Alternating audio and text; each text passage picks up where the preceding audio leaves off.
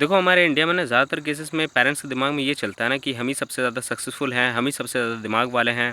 मतलब अगर बच्चे को सक्सेसफुल बनना है तो इसे हमारे ही बने हुए रोड मैप पे चलना होगा।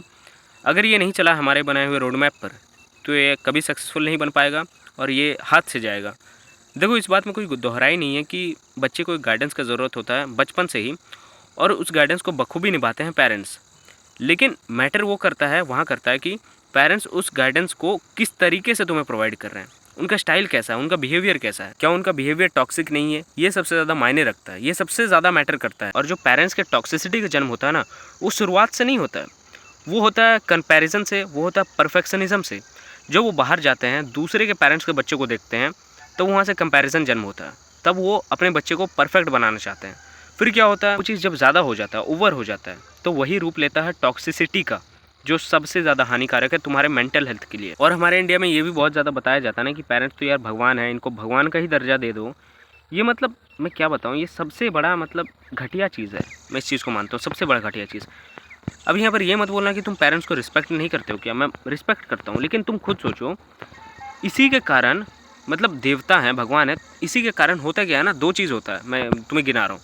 एक ये होता है कि हम ऐसा मानते हैं कि यार लड़कियों को, जैसे कोई भी लड़का है तो ये मानने लग जाता है कि यार जो लड़की है ये देवी समान है, ये भगवान है, ठीक है, ये भगवान है, इन लोगों से दूर रहो। इसी के कारण लड़कियों से लोग दूर रहते हैं। और इसी कारण होता है पेरेंट्स के साथ। पेरेंट्स के साथ भी हमें ये बताया जाता है कि यार पेरेंट्स तो देवता हैं, पेरेंट्स तो भगवान है, इनको पूजा करो भाई दिन रात। देखो मैं ये नहीं बोल रहा हूँ कि पेरेंट्स का रिस्पेक्ट मत करो, पेरेंट्स रिस्पेक्ट के योग्य हैं, पेरेंट्स रिस्पेक्ट के लायक हैं, लेकिन हमारे दिमाग में ये मिसकंसेप्शन नहीं होना चाहिए कि वो भगवान है, वो देवता है।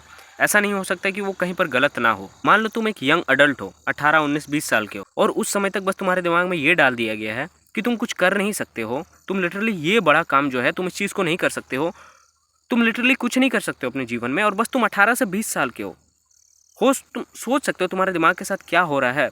तुम्हारे दिमाग को एडिट कर दिया जा रहा है, मतलब लिटरली जाम कर दिया जा रहा है, चक्का जाम कर दिया जा रहा है तुम्हारे दिमाग में कि तुम कुछ कर नहीं सकते हो।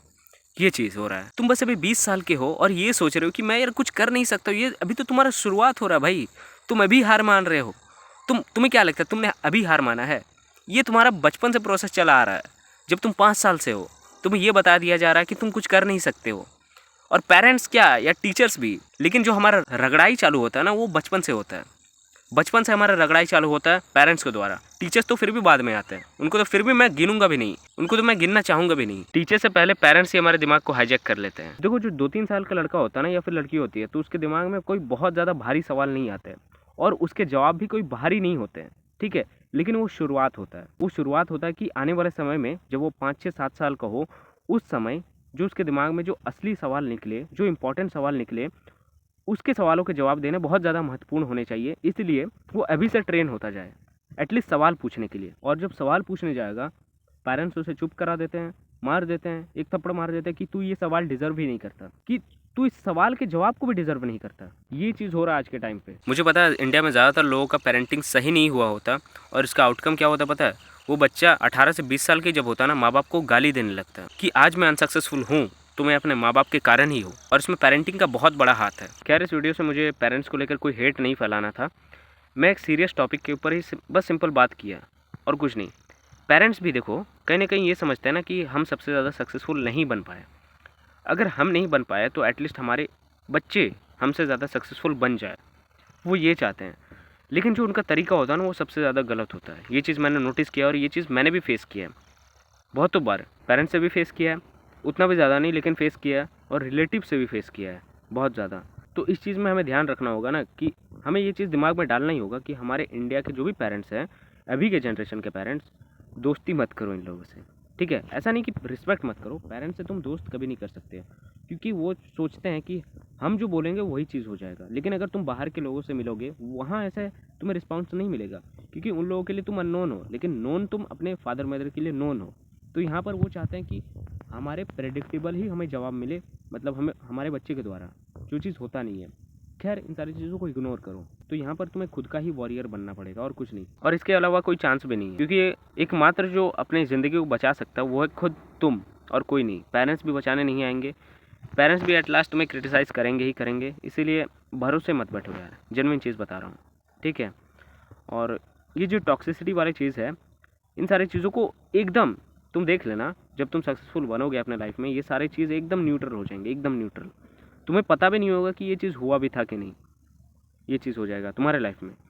तो जब तक तुम मैच्योर नहीं हो जाते हो या फिर मैच्योर हो गए हो, देखो 18-20 साल का इंसान बहुत हद तक मैच्योर हो जाता है, तो यहाँ पर खुद तुम्हें समझना होगा कि यार मुझे चुप रहना होगा, ठीक है। पेरेंट्स नहीं समझ सकते, लेकिन मुझे चुप रहना होगा। अब बस तुम्हारे दिमाग में जो भी गंदगी जो पड़ गया था बचपन से लेकर, उन सारे गंदगी को तुम्हें खुद ही साफ़ करना है, ब्रेन रिवायर करना है। और इसमें बस तुम खुद को ही बचा सकते हो, तुम्हारे रील्स तुम्हें नहीं बचा सकते हैं, ठीक है। पेरेंट्स को देखो हम ये नहीं समझा सकते हैं कि अब आप सुधर जाइए, ठीक है, कि अब आप मतलब अपने हाल ढाल को, चाल ढाल को बदलिए। पेरेंट्स उस लाइन में है ना कि हमारे पेरेंट्स, खास करके हमारे इंडियन के पेरेंट्स मतलब वो ऐसे है ना कि यार नहीं बदल सकते हैं, नहीं बदल सकते हैं। अब ये कड़वा सत्य है तो है, ठीक है। उनका दिमाग ऐसा हो चुका है कि अब नई चीज़ों को सीखने के लिए योग्य ही नहीं बचा, या फिर सीखना ही नहीं चाहते हैं, ये चीज़ हो गया है। तो इससे हम ज़्यादा कुछ कर नहीं सकते हैं, इस चीज़ को इग्नोर करना ही है। मतलब अगर बहुत ज़्यादा सक्सेसफुल हो जाओ तब लिटरली तुम रुतबा पलट सकते हो, बहुत कुछ चीज़ पलट सकते हो अपनी लाइफ में, वो एक अलग हो जाता है। लेकिन उससे पहले जब तक सक्सेसफुल ना हो, ग्राइंड करते रहो। ऐसा नहीं कि तुम अपने फादर मदर को समझा नहीं सकते, समझाओ। ये एकमात्र चीज़ जो तुम कर सकते हो मैच्योर होने के बाद, कि तुम अपने फादर मदर को समझा सकते हो, बहुत सारी चीज़ों के बारे में बता सकते हो, ठीक है। तो आई होप तुम्हें कुछ समझ आया होगा। Thanks for watching.